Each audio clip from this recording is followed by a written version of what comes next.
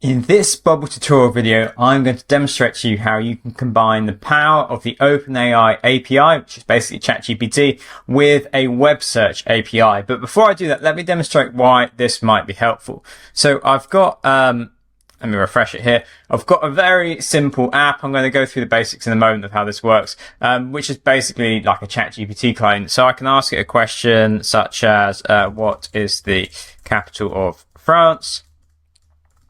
And click send, and now this is sending that as a message to OpenAI, and I get a reply back. And this is where I think web search comes in, because there is still a gap between what you can do through the ChatGPT web interface and what you can do with the OpenAI API. Now, they may well bridge that gap. But one of those things is the ability to check the web. And part of that is to do with the age of the training data in the AI model. So OpenAI's API, GPT 3.5 Turbo, is it going to know what to do in Paris in February 2024? So we can say, what are the best activities or events in Paris in February 2024?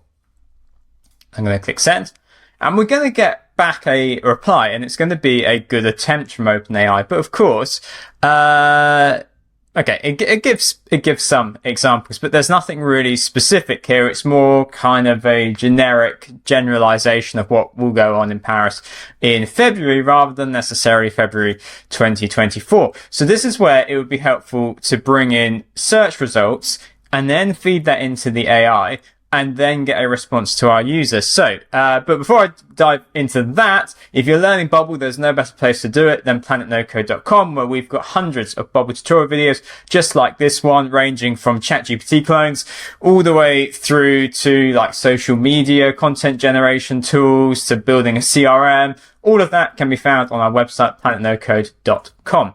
But yeah, let me just dive into here. And first thing I'm going to do is delete all my previous messages, so that we're starting from scratch. And then I'm going to give you a quick refresher of how I've got to this point with OpenAI. Now, we've got plenty of OpenAI ChatGPT clone videos already on the channel. So I'm not going to go into a huge amount of detail, but effectively what we do is when we click send, we create a new message and we set the role as user and we set the message content as the content of our input field. We then send a list of these messages in this order and format as text. And this is how we get the JSON expression for each message. We say this message roles display. Role in this case is an option set. So this would fill that field with user or assistant. And then we also say this message's content formatted as JSON safe. Check out our previous videos and what JSON safe does, but basically this works really well. Then we create a message based on the response from OpenAI and we reset the inputs. I'm going to dip into our OpenAI call here in case you want to follow along. So we've got OpenAI chat, we've got our API key, and here's what our call looks like. So we're inserting a list of messages into the chat at this point. So let me show you how we can add in the search API. So I'm going to be using Brave Search API. I believe that Bing offers one. I think Google's is a little bit more difficult to use. But I like to support a business like Brave. Brave is basically built around a privacy focused browser, in case you don't know. But it gives us a really simple API. So here's our endpoint, and then this is the data we need to send along, and we put our search query here. So this translated into Bubble looks like this. Here is our API key in the header. We add the shared headers here, except encoding gzip. If you're unsure where I've got that from, it's because this is saying header except encoding gzip. I've not included application JSON because Bubble includes that by default now. And we've got also in the header, we've got our label for our API key and then our API key in there.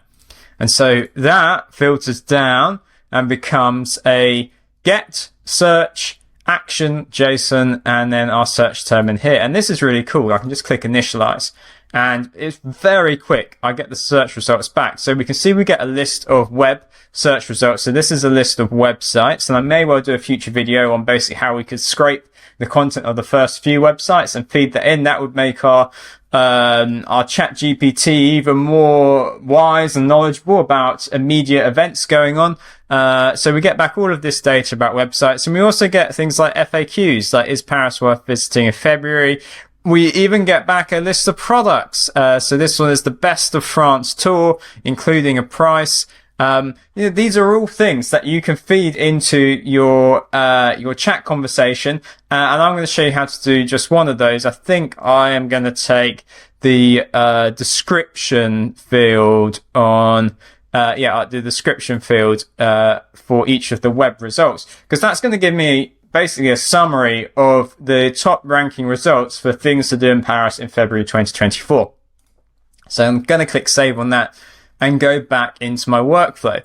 Now I'm going to try using a custom event here. In the past, custom events haven't worked that well with OpenAI, but let's see if they work well with the search, the Brave Search API. Because effectively, what I want to do is add in a conditional statement to say that if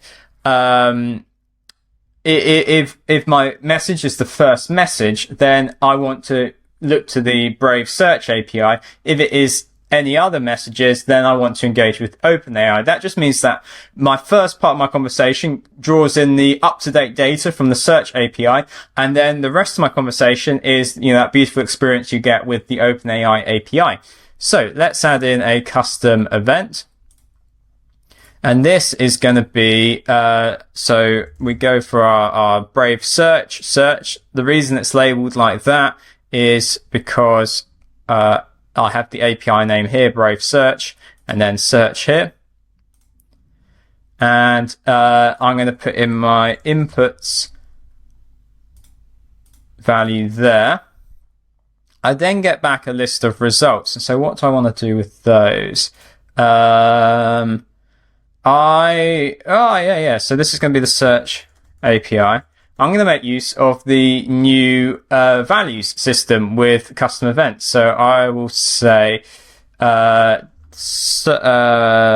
list of search descriptions. I'm going to make this text, and then I can now go return data, and I'm going to go for the search. I think it's going to be web, and then each item's description. And that's just going to comma separate all of the descriptions from the web results. So that data ends up back here. And I think then what I'm going to do is artificially create the user's first message, because as soon as using the chat completion endpoint with OpenAI, as soon as I send a message, it as a user, it's going to generate an assistant reply. So I think, could I hide it? I'm just going to put it in here. You could approach this a number of different ways, but effectively I'm going to look at the repeating group, and say list of messages. And if the, count is 0, then I'm going to run this one, because rather than the input, I'm going to say, do I need to return, I need to trigger the custom event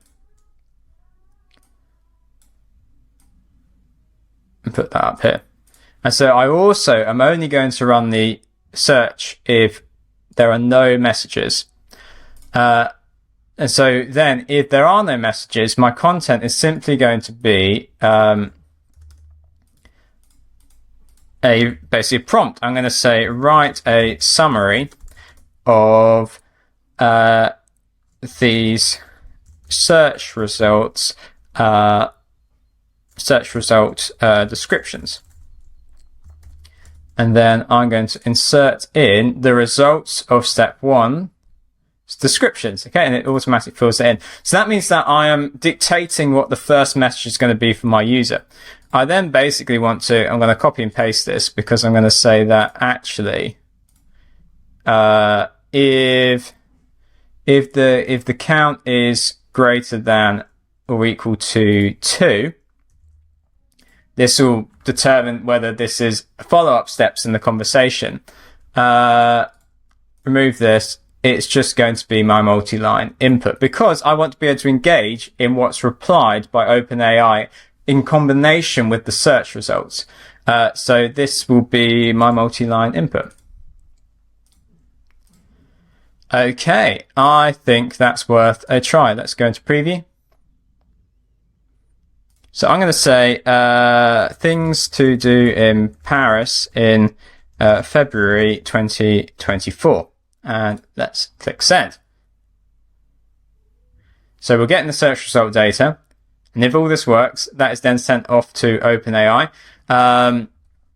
So we have a situation here where we get back, this is what we get back from the search results. And it's got all of this HTML content in it. That's fine. OpenAI can understand that. But then this is the response we get back from OpenAI. So I'm going to do one final thing in this video because we don't really want our user to see, this looks a bit messy. So I'm going to add in to my message data type, simply a field that says visible to user. Yes, no. We'll default it to yes. So now let's have a little bit of a rework here. This one is going to be visible to user is no. And this one will be, in fact, we want this to run anyway. Yeah. And we'll just say visible to user is yes. And then also here, visible to user is yes. And then we go back into our design and we say only show messages where visible to user equals yes. So this should insert the user's original message at the top, and let's give that a go. Data, delete everything, clear it out, and let's try that again. Things to do in Paris in February 2024. Okay, so once more, we're waiting for the Brave Search API to respond into our Bubble app. And it's going to send off all that data. There we go.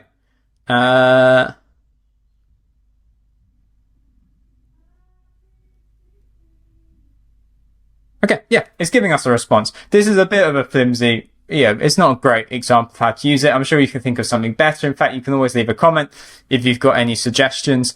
I think right now I'm going to record a follow-up video and demonstrate how we can basically dig deeper into this by web scraping the first few search results and then including that data in our reply.